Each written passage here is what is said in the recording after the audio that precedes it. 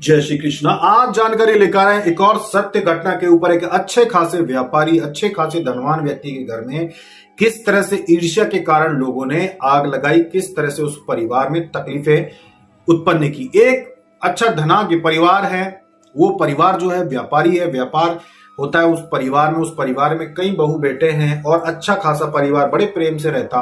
कोई भी ऐसा व्यक्ति नहीं कि कोई चालू चालाक सा व्यक्ति हो, नहीं, सब लोग सीधे साधे लोग, अच्छा खासा व्यापार चलता। किस तरह से उनके परिवार को बर्बाद किया गया। उनके ही एक रिश्तेदार जो कि पति पत्नी थे, उन्होंने देखा कि इनका सब कुछ अच्छा चल रहा है, अब क्या करें। जो इनका ये जो इतना धन है इनके घर में, इतनी सुख संपत्ति है और बड़े अच्छे से रहते हैं, ये ग्रामीण क्षेत्र से भी कोई संबंध नहीं है इनका, क्योंकि शहर में रहते हैं, या गांव से भी इनका कोई लेना देना नहीं, तो कैसे इनको परेशान करे। तो उन्होंने पता लगाया तांत्रिक का, उनको जाके तांत्रिक के सामने जाके रोना धोना किया कि हमारा इन लोगों ने लूट लिया है, हमारा इन्होंने रख लिया है किसी भी तरीके से, और अब ये लोग अच्छे से रह रहे हैं, इनके लिए कुछ ना कुछ हमें करना है कि इन लोगों को भी कष्ट होना चाहिए, हमको भी कष्ट हुआ है। मतलब झूठ बोल के, अच्छा तांत्रिक जानते सब है उसके बाद भी उल्टे काम करते हैं। तो झूठ बोला, वहां से पूरी उन्होंने व्यवस्था की, वहां से दवाइयां बनवाई जो कि मंत्रों के द्वारा और नकारात्मक शक्तियों के द्वारा जागृत की जाती है कि जिसके घर में चीज पहुंच जाएगी, नकारात्मक शक्ति भी घुस जाएगी। कभी कभी ऐसा होता है कि घर में, जिस घर में सब कुछ अच्छा रहता है, वहां पे कभी कभी कुछ चीजें सीधे सीधे नहीं आ पाती, घर में प्रवेश नहीं कर पाती, असर उतना नहीं दिखा पाती। उस स्थिति में ऐसी जड़ी बूटियां तैयार करके या ऐसी सामग्रियां तैयार करके दी जाती हैं जो अगर खिला दी पिला दी जाए तो वो नकारात्मक शक्तियां घर में प्रवेश कर जाती हैं। तो दवाइयां बना के दी गई, लाके सबको खिलाई गई, सबके घर में लड़ाई झगड़े होना शुरू हो गए। उस घर में भाइयों के बीच में बहस होना शुरू हो गई, जो महिलाएं थी उनके बीच में बहस होना शुरू हो गई, काम धंधे से मन उठने लगा, ये सारी समस्याएं होने लगी। तो उन्होंने क्या किया कि जो घर की महिला थी, उन्होंने ये किया कि चलो पता करते हैं कहीं से कि क्या ये हो क्या रहा है मेरे घर में, ये सब कैसे हो सकता है। तो उन्होंने कहीं जाके संपर्क किया, वहां जाके उन्होंने बात की कि भाई हमारे घर में सब कुछ हो रहा है। वहां पे उनको पता चला कि ये सारी चीजें हो रही हैं तुम्हारे साथ, और जो करने वाला है वो आपके परिवार का ऐसा व्यक्ति है। तो फिर उन्होंने वहां से थोड़ा बहुत इलाज करवाया, थोड़ा बहुत आराम लगा। कुछ दिनों के बाद वो अपने शहर से बाहर चली गई। इतने में उनके जो बेटे थे उनको उस करने वाले ने किसी बहाने से अपने घर बुला के फिर कुछ खिला पिला दिया। अब वहां से दोबारा खिला पिला दिया।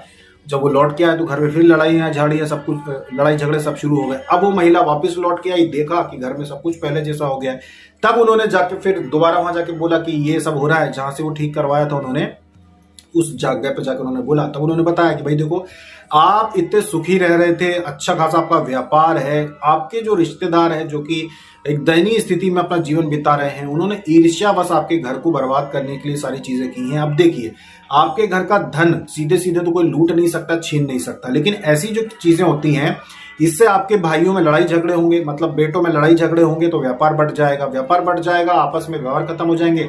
तो कहीं ना कहीं जो आपके रिश्तेदार हैं उनको आत्मसंतुष्टि होगी कि चलो यार, ये लोग अच्छे फल रहे फूल रहे थे तो हमने इनके घर में दिक्कतें पैदा कर दी। तो इस तरह की चीजें होंगी, तो इसीलिए वो बार बार कर रहे हैं। तो अब आपको सबसे पहले तो ये चीज करनी पड़ेगी कि उस रिश्तेदार का घर में प्रवेश रोकना पड़ेगा, घर में आना उनका रोकना पड़ेगा। अगर आप घर में आना उनको रोक देंगे तो सब कुछ अच्छा रहेगा, इस बात का ध्यान दें। दूसरी बात, अपने बच्चों को सिखाएं कि इन रिश्तेदारों के घर जाके कुछ भी खाना पीना नहीं है जिनका हम आपको बता रहे हैं। ऐसा सभी के घर जाने का मना नहीं है, लेकिन जो कर रहे हैं, जिनका बता दिया कि भाई यही है करने वाले, पहचान जाइए, तो उनके घर कुछ भी खाना पीना नहीं है। फिर वो जो महिला थी उन्होंने अपने घर में बच्चों को समझाया, सबको बैठा के अच्छे से समझाया कि ये स्थिति है, ये चीजें हैं, तुम मानो ना मानो, लेकिन मैं कुछ नियम बता रही हूँ, वो उनका पालन तुमको करना पड़ेगा। कि भाई ये व्यक्ति है, इसके घर जाके कुछ भी खाना पीना नहीं है, और ये अपने घर कभी भी आए कुछ भी लेकर तो इसको कहीं भी घर में घुसने नहीं देना है, इसको बाहर से ही बातचीत करके आगे वाले कमरे से ही लौटा देना है। और उसके बाद भी देखना है कि कुछ करके ना जाए, कोई चीज डाल के ना जाए, कोई चीज घर से लेके ना जाए, इन चीजों का ध्यान रखना है। तो विश्वास मानिए कि जब वो चीजें सारी दूर की गई, जब ये सारे नियम बनाए गए कि हाँ भाई अब घर में नहीं घुसने देना, उसके बाद उनके घर में सारी चीजें ठीक हो गई, पहले जैसी हो गई। अब आप सोच सकते हैं कि कौन होता है करने वाला। करने वाला बस मौका तलाशता रहता है, करने वाले के लिए कोई कारण नहीं चाहिए होता कि आपसे लड़ाई झगड़ा ही हो या आपसे कोई लेन देन ही हो, किसी प्रकार की कोई दिक्कत नहीं। ईर्ष्या एक मात्र ऐसी चीज है जो आदमी से कुछ भी करवा देती है। कोई लेना देना नहीं होगा आपसे, आपका कोई लेना देना हिसाब किताब नहीं होगा, कोई पैसे का लेन देन नहीं, कोई विवाद नहीं होगा, फिर भी ईर्ष्या एक ऐसी चीज होती है जो इंसान को आपका दुश्मन बना देती है और लोग आपका बुरा करके आनंद लेते हैं। समाज में चारों ओर फैली हुई है और जो अपना असर करती है। अब जो लोग इन बातों को नहीं मानते, चाहे वो कितने भी कितने भी बड़े लोग हों, कितने भी बड़े इंडस्ट्रियलिस्ट हों, कुछ भी हों, उनके घर टूटते हैं, उनके घरों में तमाशे होते हैं, उनके घर में सारी चीजें जो वो गिरती हैं। इसलिए तो कहा जाता है कि जिस घर के पीछे तांत्रिक पड़ जाएं, वो कितना भी बड़ा परिवार क्यों ना हो, कितना भी धन वाला परिवार क्यों ना हो, उसकी बर्बादी पे पूरा समाज देखता है। इसीलिए कहते हैं कि भाई अपने घर में पूजा पाठ वगैरह करते रहना चाहिए, क्योंकि पूजा पाठ जिस घर में होती रहती है, जिस घर में कोई भी देवी देवता सिद्ध हो जाते हैं, प्रसन्न होकर सिद्ध हो जाते हैं, उस घर में इन चीजों का असर नहीं होता। अगर कोई कुछ खिलाएगा भी, कोई क्रिया करेगा भी, तो विश्वास मानिए उसका असर नहीं होता है। जिन लोगों को, जो हमारे साधक साधिकाएं थे, जिन लोगों को सिद्धियां मिल चुकी हैं, उनके ऊपर आज भी लोग क्रियाएं करते हैं, पर वो क्रियाएं शून्य रहती। मतलब कोई कुछ भी कर दे, उनके घर पे कुछ भी डाल के चले जाए, असर ही नहीं होता। अगर उन्होंने देखा कि किसी ने अपने घर पे कुछ डाल के गया है, वो अगर बाद में पता करते भी हैं कि हमारे घर में किसी ने कुछ डाल के गया है, तो पता चलता है कि डाल के तो गया पर असर नहीं हुआ, क्योंकि जो देवी की पूजा घर में होती है, जो सिद्धि घर में है, वो असर नहीं होने देती किसी भी चीज का। तो ये होता है, अगर आप अपने घरों में पूजा पाठ नियमित रूप से करते रहेंगे, अपने घर में हवन वगैरह करते रहेंगे, और किसी भी देवी शक्ति को अगर आप सिद्ध कर लेते हैं, तो आपके घर पे किसी भी प्रकार की नकारात्मक शक्ति का असर नहीं होता है। सब कुछ सामान्य रहता है, हमेशा सामान्य रहता है।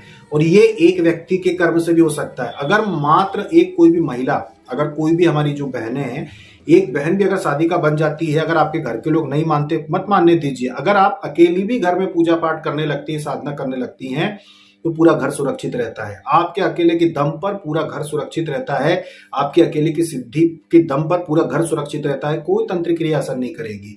तो जरूरी नहीं कि आपका पूरा परिवार माने, या पूरा परिवार आपके अनुसार शाकाहारी बन के रहे, या आपके अनुसार ही वो सब लोग पवित्रता से रहें। एकमात्र आपके साधना के क्षेत्र में आ जाने से, एकमात्र आपके साधना करने से, सिद्धि पा जाने से आपका पूरा घर जो होता है वो सुरक्षित हो जाता है। इस बात को आप समझिए और गंभीरता से लीजिए, और साधना के क्षेत्र से जुड़कर आप अपना जीवन बिताइए, तो हमेशा आप सुरक्षित रहेंगे। अन्यथा बहुत सारी ऐसी घटनाएं हम आगे भी वीडियो के माध्यम से बताएंगे कि किस तरह के प्रयोग होते हैं, किस तरह के नुकसान होते हैं, लोगों के घर में, अच्छे खासे घरों में किस तरह के वाद विवाद, लड़ाई झगड़े शुरू होते हैं और घर टूट जाते हैं। तो ये थी जानकारी तंत्र क्रिया के ऊपर कि एक अच्छे खासे परिवार को किस तरह से परेशान किया और किस तरह से वो परिवार पहले के जैसे सामान्य हो गया। अभी तक के लिए इतना ही। जय श्री कृष्णा।